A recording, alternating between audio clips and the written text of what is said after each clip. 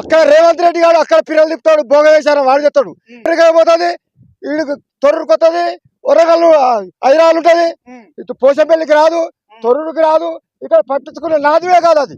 ఎట్లా గతంలో ఎట్లుండే గతంలో రేవంత్ కేసీఆర్ ఉన్నప్పుడు దయాకర్ ఫోన్ చేస్తే 24 గంటలు కాలు వచ్చేది మాకు. 10 సంవత్సరాల పీరియడ్ మాకు నీళ్ళ కరువు లేదు, అట్టా ఉండే మాకు. ఇప్పుడు ఆ సౌకర్యం ఇప్పుడు లేదు లేదు అసలే లేదు. కానీ వాళ్ళు చేస్తారట కాదా, బాగా చేస్తారట. వాళ్ళే చెప్తారు సార్, భోగాన్ని గెలిపించిన వాళ్ళతో వాళ్ళు నాశనం, వాళ్ళు నాశనం అవుతారు. అనుభవం లేదు రాజకీయంగా, అనుభవం లేని కుక్కని పెట్టిర్రు వాళ్ళు. అనుభవం ఉందా సార్?